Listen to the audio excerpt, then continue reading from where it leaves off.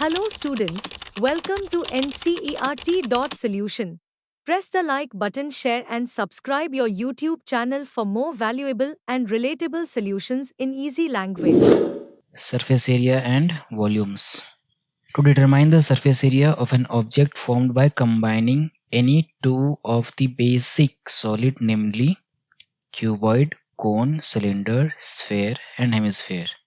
Meanwhile, to find the volume of objects formed by combining any two of cuboid, cone, cylinder, sphere and hemisphere.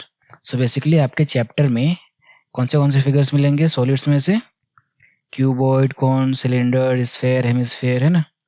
इनका या तो हमें area find करना होगा, surface area, या तो फिर वॉल्यूम। और ये एक फ्रस्टम देख लो, वैसे इंपॉर्टेंट नहीं है एग्जाम के पॉइंट ऑफ व्यू से, बट इसका बस ओवरव्यू देख लो एक बारी क्या होता है frustum. If there is a right circular cone which is sliced through by a plane parallel to its base, when the smaller conical portion is removed, the resulting solid is called a frustum of a right circular cone. That is, अगर हमारे पास एक right circular cone था, हमने क्या किया, उसको इसके Midway से, that is मिडिल में से काट दिया, है ना? इसको काट के हटाने के बाद जो पोर्शन बच गया वो उसे हम क्या बोलते हैं? फ्रस्टम। सेम एज आपके घर पे बाल्टी होगा, है ना? बाल्टी देखी होगी, वो इसी शेप में तो रहता है। So these are the some overviews of this chapter.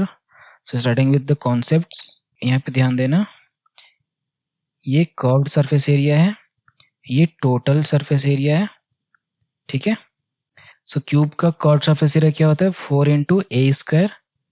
और क्यूब के सारे साइड्स कैसे होते हैं? इक्वल होते हैं।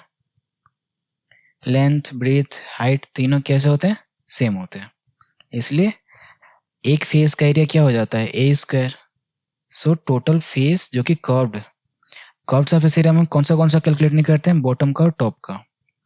तो कितना जाएंगे? 4 into A square. Therefore CSA of cube is 4a square. Total surface area 6a square. Similarly cuboid के लिए आप इमेजिन करो अपने रूम को, है ना? टॉप और बॉटम को हम रिमूव कर दिए तो जो पोर्शन बच गया वो कर्व्ड सरफेस एरिया। और अगर आपके रूम के रूफ को और फर्श को दोनों को ऐड कर दें तो बन गया total surface area. Similarly in cone की बाहर वाले रीजन, अपना एक आइसक्रीम इमेजिन कर लो, है ना? आपके पास एक आइसक्रीम है, उसके जो बाहर का जो एरिया होगा उसे हम क्या बोलेंगे? कर्व सरफेस एरिया, जो कि पाई आर एल होता है, जिसमें पाई क्या है? एक कांस्टेंट वैल्यू है pi, R is the radius of that cone and L is slant height. तो ये ध्यान रखना, ठीक है? ये स्लैंट हाइट। यहाँ पे ये एच यहाँ पे नहीं होगा, एच यहाँ पे हो जाएगा, ठीक है? And total surface area which means हमने क्या करा, इसके टॉप को भी ऐड कर दिया। तो पाई आर एल, अगर हम इसी पे देखो, ये हमारा कर्व सरफेस एरिया था पाई आर एल, अपने उस पर क्या ऐड कर दिया? इसके इस वाले रीजन को। दैट इज, अगर हम अपना आइसक्रीम को इमेजिन करें, आइसक्रीम का कोन को, उसका हमने ढक दिया, तो जो रीजन ढका वो कैसा था? सर्कुलर शेप में था। उसका एरिया क्या होता है? Pi R square. अब यहाँ पे से देखो क्या क्या कॉमन दिख रहा है? पाई आर, तो पाई आर हमने कॉमन निकाल दिया, यहाँ से अंदर क्या बच गया? एल प्लस आर, ठीक है? सिमिलरली इसका देखो सिलेंडर का curve surface area, that is आप पेप्सी का वो केन इमेजिन कर लो। आपने पेप्सी का केन होल्ड करा हुआ है, अगर आप उसके टॉप और बॉटम को रिमूव कर दो तो जो पोर्शन बच गया जो विजिबल है बाहर से, उसको हम क्या बोलेंगे? कर्व सरफेस एरिया, है ना? एंड वो उसका फॉर्मूला क्या होता है? 2 पाई आर एच, जहाँ पे आर क्या है? ये portion radius, and H is cylinder का height. So 2 pi R H is curve surface area of what? Cylinder. And total surface area which means हमने इसके टॉप और बॉटम दोनों को ऐड कर दिया, तो 2 पाई आर एच जो कि क्या होता है? कर्व सरफेस एरिया, उसमें हमने ऐड कर दिया टॉप एंड बॉटम दोनों की शेप में, सर्कल के शेप में, दैट इज 2 इंटू एरिया क्या होता है सर्कल का? पाई आर स्क्वायर। अब इनमें से देखो क्या क्या कॉमन दिख रहा है। यहाँ पे देखो 2 कॉमन दिख रहा है, पाई कॉमन दिख रहा है, और एक आर कॉमन दिख रहा है। निकाल दो इनको बाहर तो क्या क्या बच जाएगा? 2 पाई आर, यहाँ पे बच गया एच, प्लस यहाँ पे बच गया आर। ये फॉर्मूला मिला हमें यहाँ पे, ठीक है? तो ऐसे ना फॉर्मूलाज को रिलेट करो, ऐसे इंडिविजुअल पढ़ोगे फिर कंफ्यूजन होने लगेगा, अगर याद करोगे तो उनको रिलेट करके याद करो। नाउ स्फीयर, स्फीयर का ये क्या है CSA और ये क्या है TSA, curve surface area and total surface area.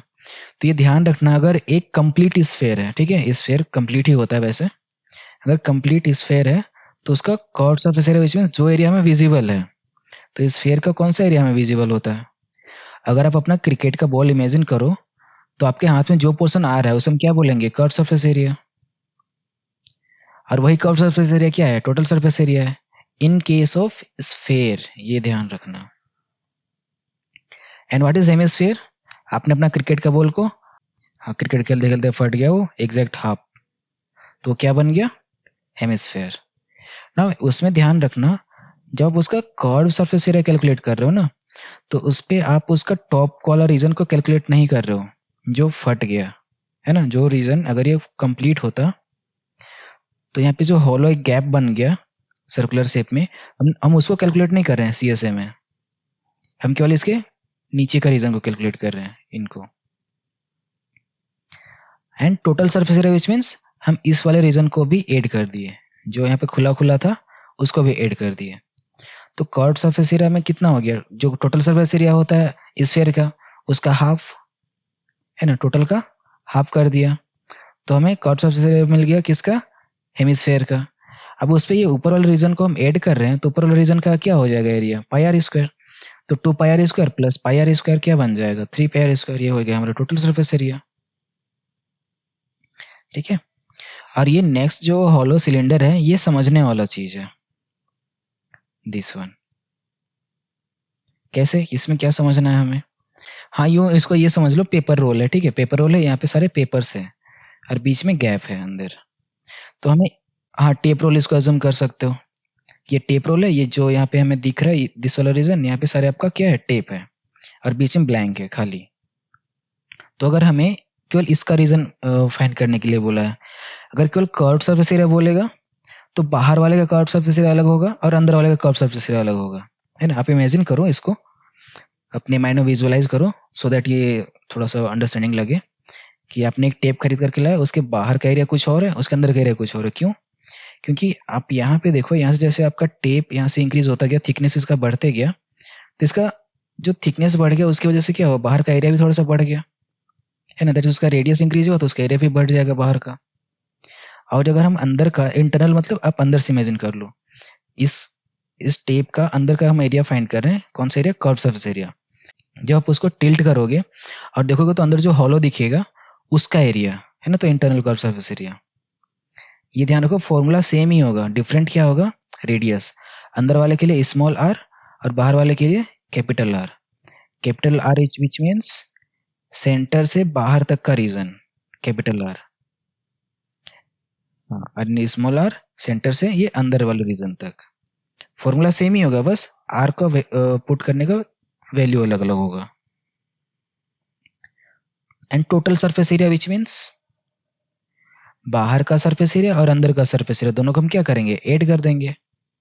तो बाहर का क्या था, 2 pi R H, capital R है, प्लस 2 पाई आर, यहाँ पे एच होगा, है ना, 2 पाई आर एच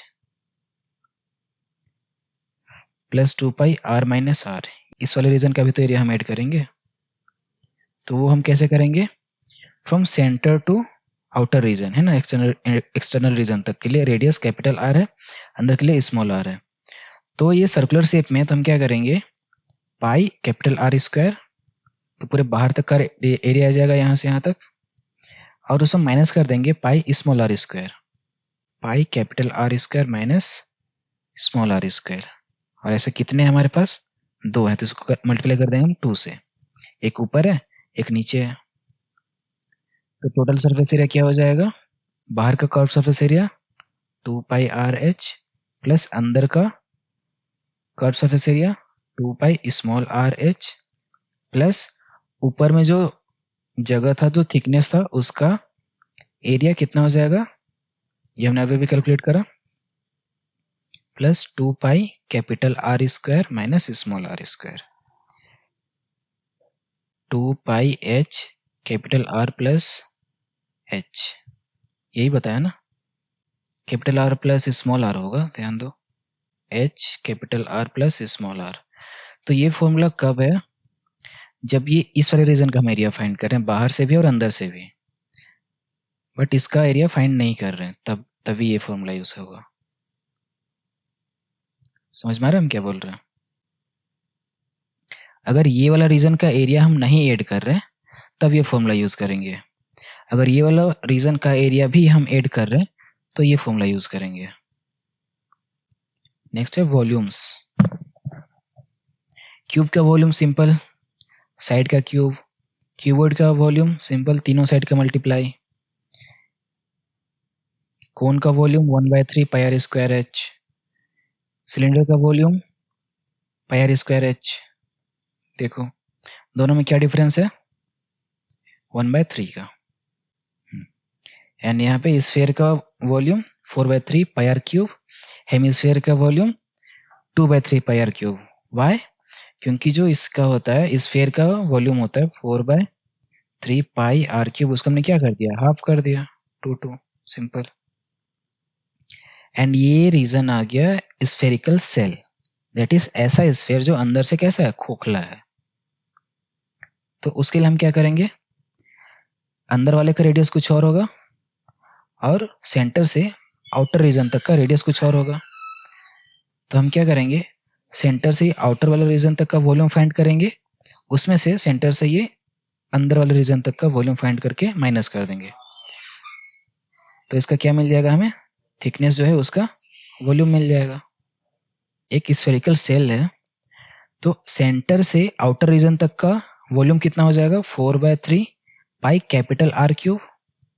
ना इस सेंटर से आउटर वाले रीजन से हम कौन सा रीजन का वॉल्यूम माइनस करना है, सेंटर से इनर, दैट इज अंदर तक के वाले, है ना, दैट इज सेंटर से इनर रीजन तक का हमें वॉल्यूम माइनस करना है, वो कर देंगे हम माइनस का 4/3 पाई स्मॉल आर क्यूब। क्या क्या कॉमन आ गया, 4/3 एंड पाई, अंदर कौन कौन रह गए, capital R and small R, बन गया फॉर्मूला। ठीक है, जो हमने ऊपर फॉर्मूला पढ़ा था स्फीयर के लिए सेम फॉर्मूला यूज हुआ। अगर कॉन्सेप्ट पता है और अगर आपको ये फॉर्मूला नहीं भी पता है तभी भी आप फाइंड आउट कर सकते हो वॉल्यूम, कि इनका ये जो फॉर्मूला हमें पता है स्फीयर का, उनको कैसे अप्लाई करना है ना। और ये फ्रस्टम का है, ये वैसे इंपॉर्टेंट है नहीं, देखो इसका फॉर्मूला वगैरह बस देख लो, फ्रस्टम क्या होता है, कैसे बनता है, एग्जाम पॉइंट ऑफ व्यू से उतना इंपॉर्टेंट तो है नहीं। एंड यहाँ से कुछ क्वेश्चन से स्टार्ट हो जाता है। NCERT.solution को सब्सक्राइब करें और अपनी परीक्षा